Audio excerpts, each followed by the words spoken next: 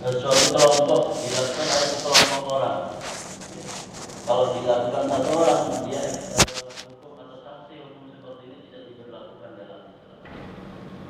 Kemudian syarat yang ketiga, ya, harus dibuktikan dengan bukti-bukti yang kuat bahwa kelompok seperti kabilah Qurainah tadi itu dikatakan termasuk subversif, menentang Rasulullah SAW. Maunya minta perlindungan, dikasih perlindungan, ternyata ya, malah justru memerangi Rasulullah SAW. Nah ini yang berbahaya. Makanya ada istilah apa namanya? Ada kafir harbi, ada kafir silmi ya. Ada orang kafir pada zaman Nabi itu yang memang sengaja memerangi Rasulullah SAW. Ya, tapi ada orang kafir yang kemudian tidak memerangi, justru minta perlindungan di pemerintahan masa Rasulullah SAW. Jadi ini yang nggak boleh diperangi. Nah kejadian-kejadian seperti ini, seperti kisah kabilah Bani Qurainah itu, ya, ini kan efek dari perbuatan orang yang tidak baik kepada Rasulullah. Jadi maksud saya tidak ada istilahnya dalam perang yang dilakukan oleh Rasulullah yang Rasulullah memulai kejadian itu tidak. Tetapi reaksi ya, Rasulullah itu hanya melakukan perang ketika ada reaksi. Hanya reaksinya Rasulullah ketika digarai baru Rasulullah memberikan reaksi. Jadi Rasulullah nggak pernah menggarai, itu nggak pernah. Yang sering terjadi ya digarai dulu sama orang-orang kafir Quraisy, termasuk orang munafik, termasuk orang-orang yang murtad seperti kabilah Bani Qurainah. Maka sanksi hukum itu yang diberikan oleh Rasulullah berdasarkan surat Al-Maidah ayat 33 itu yang diperintahkan oleh Allah.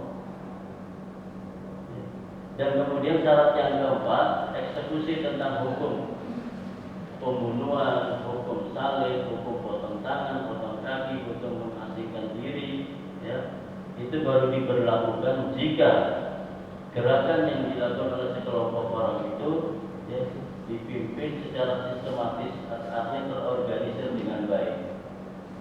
Nah kalau kemudian misalkan khilafah itu kita tidak mempunyai bukti-bukti yang kuat, ya nggak usah dipersoalkan, biarkan aja.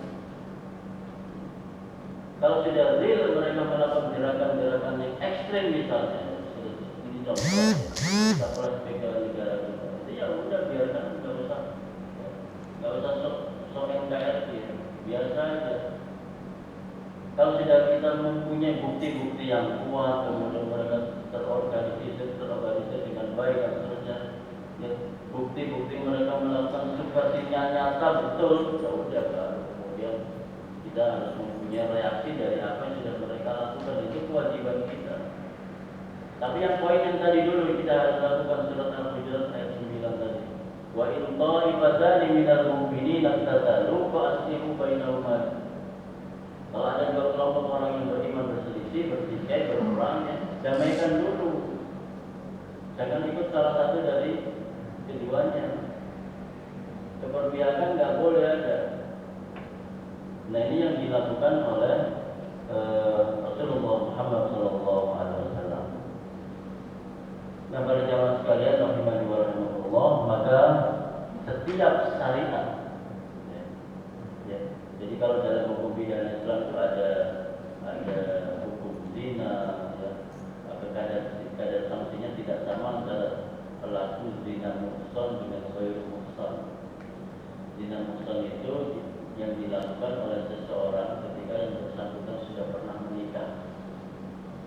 Ada orang berzina padahal dia sudah menikah, maka hati-hati kalau selingkuh.